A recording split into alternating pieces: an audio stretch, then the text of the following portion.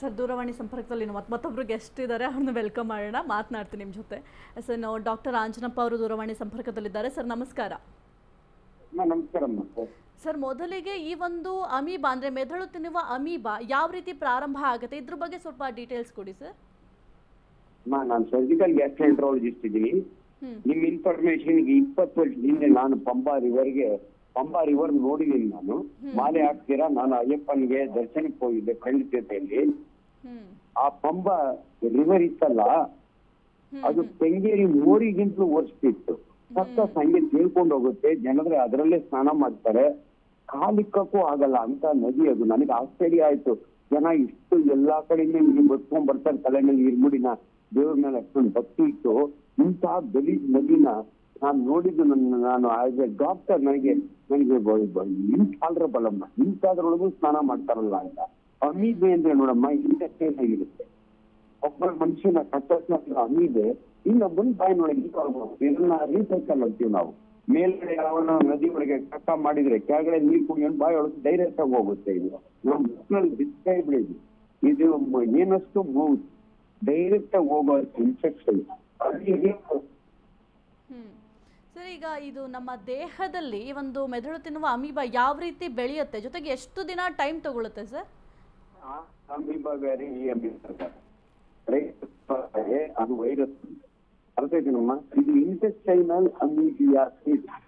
ಯಾರು ಎಷ್ಟು ಕೈ ತೊಳ್ಕೊಳ್ಳಲ್ಲ ವಾಶ್ ಮಾಡಿದ್ಮೇಲೆ, ಎಷ್ಟೋ ಸಾರಿ ನೀವು ರೋಡ್ ಸೈಡ್ ತಿಂತಾರಲ್ಲ, ಅನ್ಫಾರ್ಚುನೇಟ್ಲಿ ಬಿಸಿ ತಿಂದ್ರೆ ಪರವಾಗಿಲ್ಲ, ಅಮೀಬಿಯಾ ಸತ್ತೋಗಿರುತ್ತೆ. ಇಲ್ಲಿ ಅವನು ಎಲ್ಲಿ ತೊಳ್ಕೊಂಡಿರ್ತಾನೋ ಎಲ್ಲಿ ಒರ್ಸ್ಕೊಂಡಿರ್ತಾನೋ ಅದೇ ಕೈನ ಸರ್ವ್ ಮಾಡೋದಾದ್ರೆ ತಿನ್ನೋರ್ಗೂ ಬರುತ್ತೆ. ಅದಕ್ಕೆ ನಾನು ಬಹಳ ಸಾರಿ ಹೇಳ್ತೀನಿ, ರೋಡ್ ಸೈಡ್ ತಿನ್ನೋರು ದಯವಿಟ್ಟು ನಿಮ್ ಮನೆಯಿಂದ ಪ್ಲೇಟ್ ತಗೊಂಡೋಗಿ ಬಿಸಿ ಪಾನಿ ಇದೆಯಲ್ಲಮ್ಮ, ಅದರಂತ ಡರ್ಟಿ ವಾಟರ್ ಇನ್ನೊಂದಿಲ್ಲ. ಈ ಪಂಬಾ ರಿವರ್ದಾಗ ಇದೇ ಆಗಿರೋದು.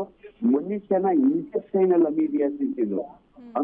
ಲಿವರ್ ಅಬ್ಸೆಸ್ ಅಂತ ಆಗುತ್ತೆ. ಲಿವರ್ ಅಂದ್ರೆ ಯೂರಿಯಸ್ಗಳೆಲ್ಲ ಆಗಲ್ಲ, ಬಟ್ ಯಾಕೆ ಆಯ್ತಾ ನನ್ಗೆ ಗೊತ್ತಿಲ್ಲ. ನಾವು ಸಾಕಷ್ಟಿಂದ ಪೇಷಂಟ್ಗಳನ್ನ ಪ್ರತಿನಿತ್ಯ ನಾವು ನೋಡ್ತೀವಿ.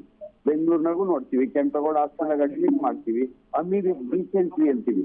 ಯಾರಿಗಾದ್ರೂ ರಕ್ತ ಶೀತ ಬೇದಿ ಆದ್ರೆ ರಕ್ತ ಮತ್ತೆ ಅದ್ರೊಳಗೆ ಮ್ಯೂಕಸ್ ಇತ್ತು ಅಂದ್ರೆ ಇದನ್ನ ಅಮೀಬಿಕ್ ಇನ್ಫೆಕ್ಷನ್ ಅಂತೀವಿ. ಅಮೀಬಿ ಕೊಲೈಟಿಸ್, ಇದು ಕೊಲೈಟಿಸ್ ಅಂದ್ರೆ ದೊಡ್ಡ ಸೈಡ್ ನಲ್ಲಿ ಆಗುವಂತ ಇನ್ಫೆಕ್ಷನ್. ಅವನಿಗೆ 3-4 ಸಾರಿ ಬೇದಿ ಆಗುತ್ತೆ. ಮೋಸ್ಟ್ಲಿ ಡೆತ್ತಿ ಕಾರಣ ಡಿಹೈಡ್ರೇಷನ್. ಅಮೀಬಿ ಪಾಯ್ಸನ್ ಅಲ್ಲ. ಯಾವಾಗ ಲೂಸ್ ಮೋಷನ್ ಅದೆಲ್ಲ ಆಗುತ್ತಲ್ಲ, ಡಿಹೈಡ್ರೇಷನ್ ಆಗ್ತಾರೆ. ಅವ್ರನ್ನ ಅಡ್ಮಿಟ್ ಮಾಡಿ ಪ್ರಾಪರ್ ಆಂಟಿಬಯೋಟಿಕ್ ಅಥವಾ ಐವಿ ಫ್ಲೂಯಿಡ್ ಕೊಳ್ಳಿಲ್ಲ ಅಂದ್ರೆ ಸತ್ತು ಹೋಗ್ತಾರೆ. ಅಷ್ಟು ಜನದಲ್ಲಿ ಯಾರು ಎಲ್ಲಿ ಅಡ್ಮಿಟ್ ಮಾಡಿದ್ರು ಗೊತ್ತಿಲ್ಲ. ಯೂಶಲಿ ಬೆಂಗಳೂರಿನ ಯಾರು ಯಾವುದೇ ಹಾಸ್ಪಿಟಲ್ಗೆ ಅಮೀಬಿಕ್ ಕೊಲೈಟಿಸ್ ಪೇಷಂಟ್ ಅಡ್ಮಿಟ್ ಆದ್ರೆ ರಿಕವರಿ ಆಗಿಯೇ ಮನೆಗೆ ಹೋಗ್ತಾನೆ, ಯಾರು ಸತ್ತೋಗಲ್ಲ. ಬಟ್ ಅಷ್ಟು ಜನಗಳಲ್ಲಿ ಇದೊಂಥರ ಕಾಲ್ರ ಇದ್ದಂಗೆ. ಕಾಲ್ರ ಬ್ಯಾಕ್ಟೀರಿಯಲ್ ಡಿಸೀಸ್, ಅಮೀಬಿಕ್ ಡಿಸೀಸೇ ಬೇರೆ, ವೈರಸ್ ಡಿಸೀಸೇ ಬೇರೆ. ಮೊದಲು ಮೆದುಳು ತಿನ್ನುವ ಅಮೀಬಿ ಅಂತ ಬಂದಿತ್ತಲ್ಲ, that was a virus, encephalitis ಅಂತೀವಿ ನಾವು. ಇದು ನಮ್ಮ ಮೆಡಿಕಲ್ ಟರ್ಮಿನಾಲಜಿ. ದಯವಿಟ್ಟು ಯಾರು ಗಾಬರಿ ಆಗಬೇಡಿ. ಆ ನದಿನ ಫಸ್ಟ್ ಕ್ಲೀನ್ ಮಾಡಿ, ದಯವಿಟ್ಟು ಹೋದವರು ಆ ನದಿಯೊಳಗೆ ಸ್ನಾನ ಮಾಡಬೇಡಿ. ಸ್ನಾನ ಒಂದೇ ಅಲ್ಲ, ಹೊಟ್ಟೆ ಒಳಗೆ ಹೋಗ್ಬಾರ್ದಷ್ಟೇ, ಮೈ ಮೇಲಿದ್ರೆ ಏನು ಆಗಲ್ಲ. ಅದು ಆ ನೀರ್ನೇನ ಕಲುಷಿತ ನೀರನ್ನೇನಾದ್ರೂ ನೀವು ಕುಡಿದ್ರೆ ಅಥವಾ ನಿಮ್ಮ ಆಹಾರದ ಜೊತೆ ನಿಮ್ಮ ಹೊಟ್ಟೆಗೆ ಹೋದ್ರೆ ನಿಮ್ಗೆ ಅಮೀಬಿಯಾಸಿಸ್ ಆಗುತ್ತೆ. ಒಬ್ಬರಿಂದ ಒಬ್ರಿಗೆ ಬಂದು ಮೋಸ್ಟ್ ಪ್ರಾಬ್ಲಿ 10 ಜನ ಸತ್ತೋಗಿರ್ತಾರೆ. ಇದು ವೆರಿ ಸಿಂಪಲ್ ಸಾಂಕ್ರಾಮಿಕ ಕಾಯಿಲೆ. ಅಂದ್ರೆ ಒಬ್ಬರಿಂದ ಒಬ್ಬರಿಗೆ ಹರಡಿದಂತ ಕಾಯಿಲೆ. ಅವ್ರಿಗೆ ಸರಿಯಾಗಿ ಟ್ರೀಟ್ಮೆಂಟ್ ಸಿಕ್ಕಿರಲ್ಲ, ಹಂಗಾಗಿ ಸತ್ತೋಗಿರ್ತಾರೆ. ದೇವ್ರು ಇದ್ದೇ ಇರ್ತಾನಮ್ಮ. ನಾವು ದೇವ್ರನ್ನ ಬ್ಲೇಮ್ ಮಾಡಂಗಿಲ್ಲ, ಮನುಷ್ಯನ ಬ್ಲೇಮ್ ಮಾಡ್ಬೇಕು. ಅಯ್ಯಪ್ಪ ಸ್ವಾಮಿ ತಪ್ಪಲ್ಲ ಇದು. ಅಯ್ಯಪ್ಪ ಸ್ವಾಮಿಗೆ ಭಕ್ತಿಯಿಂದ ಹೋಗಿ ಗಲೀಜ್ ಮಾಡ್ತಾರಲ್ಲ, ಆ ಜನಗಳು ತಪ್ಪು. ನಾನು ನೋಡಿದೀನಿ, ನನಗೆ ಸಿಗರೇಟ್ ಸೇರ್ಬೇಕಾಗ್ತಾರೆ, ಬೀಡಿ ಸೇರ್ಬೇಕಾಗ್ತಾರೆ. ಎಂತ ಡರ್ಟಿಯಸ್ಟ್ ಪೀಪಲ್ಸ್ ನಾನೇನ್ ಹಾಕೊಂಡು ಹೋಗಿದ್ದಾನೆ. ನೋಡೋಣ ಡಾಕ್ಟರ್ ಅಂತ 5 ಜನ ಡಾಕ್ಟರ್ ನಾವು ಅಂಬಾಗದ ಸ್ಟಾರ್ಟ್ ಮಾಡ್ಕೊಂಡು 20 ವರ್ಷದಿಂದನೇ ಹೋಗಿದ್ವು. ಪಂಬಾ ರಿವರ್ ನೋಡ್ಬಿಟ್ಟು ಅನ್ಬಿಲೀವಬಲ್. ಇದು ನೆಕ್ಸ್ಟ್ ಪೀಸಸ್ ಎಲ್ಲ ಫ್ಲೋಟ್ ಆಗ್ತಾ ಇರುತ್ತೆ. ಅದ್ರೊಳಗೆ ಕಾಲಿಕ್ಕೂ ಭಯ.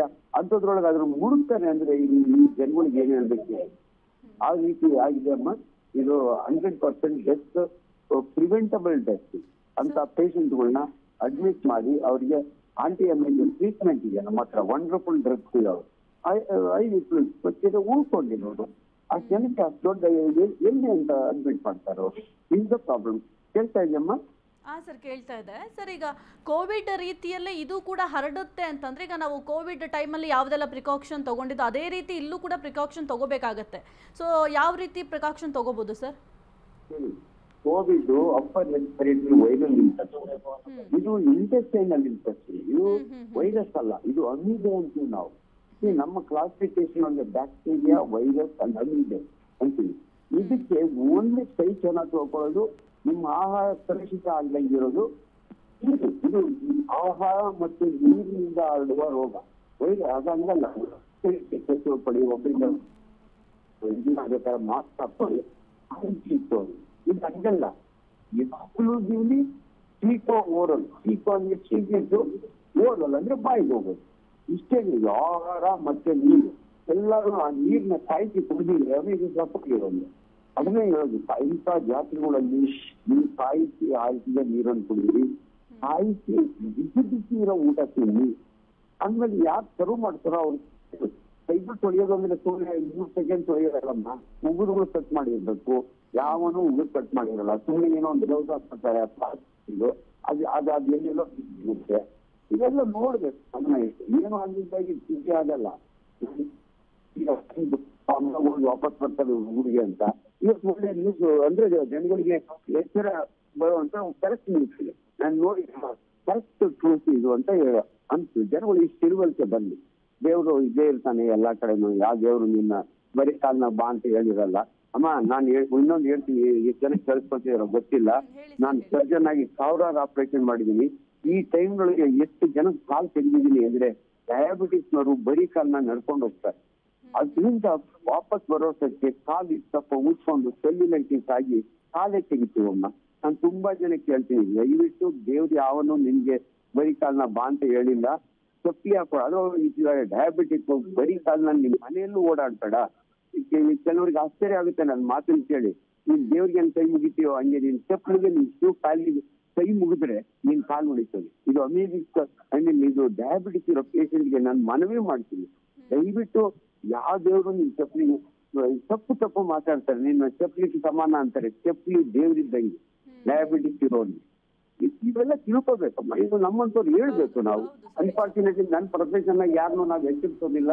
ಮೆಡಿಕಲ್ ಕಾಲೇಜ್ನ ಮಾತ್ರ ಪಾಠ ಮಾಡ್ತೀವಿ, ಜನಸಾಮಾನ್ಯರಿಗೆ ಅರ್ಥ ಆಗೋದಿಲ್ಲ.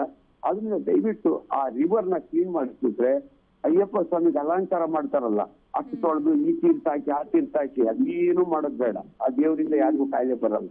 ಈ ನದಿಯಿಂದ ಕಾಯಿಲೆ ಬರುತ್ತೆ. ಈ ನದಿನ ಕ್ಲೀನ್ ಮಾಡಕ್ ಹೇಳಿ ಆ ಸರ್ಕಾರಕ್ಕೆ, ನಮ್ಮ ಸರ್ಕಾರಕ್ಕೆ, ಎಲ್ಲ ಸರ್ಕಾರಕ್ಕೂ ಇಷ್ಟು ಜನದ ಪ್ರಾಣ ಉಂಟು. ಸರ್ ನಿಜ, ನೀವು ಹೇಳ್ದಂಗೆ ದೈವ ಬಲದ ಜೊತೆಗೆ ನಮ್ಮ ಆರೋಗ್ಯದ ಪರಿಸ್ಥಿತಿ ಕೂಡ ಮುಖ್ಯ ಆಗುತ್ತೆ ಸರ್. ಈಗ ಏನಾದರೂ ಹೆಲ್ತ್ ಇಶ್ಯೂಸ್ ಇರೋರು ಈ ಟೈಮಲ್ಲಿ ಹೋಗೋದು ಒಳ್ಳೇದಾ ಅಥವಾ ಏನು ಮಾಡಬೇಕಾಗುತ್ತೆ ಸರ್? ಏನಾದರೂ ಪ್ರಿಕಾಕ್ಷನ್ ತೊಗೋಬೇಕಾ? ಈಗ ಕೆಲವೊಂದಿಷ್ಟು ಟ್ಯಾಬ್ಲೆಟ್ಸ್ ತೊಗೋತಾ ಇರ್ತಾರೆ, ಈಗ ಯಾತ್ರೆಗೆ ಹೋಗ್ತಾರೆ, ಆ ಟೈಮಲ್ಲಿ ಏನಾದರೂ ಪ್ರಾಬ್ಲಮ್ ಆಗುತ್ತಾ, ಹೇಗೆ ಸರ್? ಅಮ್ಮ, ಇದ್ರೊಳಗೆ 30 ಜನ ಸತ್ತಿರೋರು ಮೋಸ್ಟ್ ಆಫ್ ಜನ ಡಯಾಬಿಟಿಕ್ಸ್ ಇರ್ತಾರೆ. ಯಾಕಂದ್ರೆ ಅವ್ರಿಗೆ ಇಮ್ಯುನಿಟಿ ಕಡಿಮೆ ಇರುತ್ತೆ. ಇಲ್ಲಿನ ಕ್ಯಾನ್ಸರ್ ಡ್ರಗ್ಸ್ ಏನೋ ತಗೋತಿದ್ರೆ ಇದ್ರೆ ವಯಸ್ಸಾಗಿರ್ತದೆ. ಹೆಂಗಸರು ಹೆಂಗೋ ತಡ್ಕೋತಾಗಮ್ಮ. 21 ವರ್ಷ ಹುಡುಗಿ ಯುವಕರಿಗೆ 20 ಸಾರಿ ಬೇದಿ ಹೊಡೆದ್ರು ಏನೂ ಆಗಲ್ಲ. ಅದೇ 65 ವರ್ಷನಿಗೆ 5 ಸಾರಿ ಬೇದಿ ಹೊಡೆದ ಅಂದ್ರೆ ಡಿಹೈಡ್ರೇಷನ್ ಆಗಿ ಬಿದ್ದೋಗ್ತಾನೆ. ಅದನ್ನ ದಯವಿಟ್ಟು ನಿಮಗೆ ದೇವ್ರ ಮೇಲೆ ಬಹಳ ಭಕ್ತಿ ಇದ್ರೆ ಈ ಟೈಮ್ನಾಗ ಅವಾಯ್ಡ್ ಮಾಡಿ ನೀವು ನಿಮ್ಮ ಮನೆಗೆ ಕೂತ್ಕೊಂಡು ದೇವ್ರಿಗೆ ಕೈ ಮುಗಿರಿ.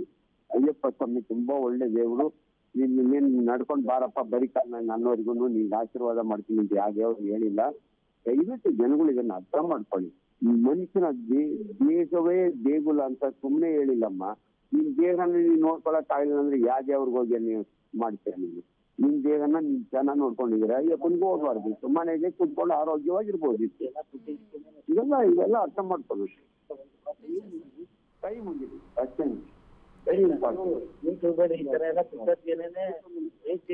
ಹೌದಲ್ಲಮ್ಮ? Okay sir, thank you sir ಅಷ್ಟು ಬೇಗ ನ್ಯೂಸ್ ಜೊತೆ ಮಾತನಾಡೋದಕ್ಕೆ.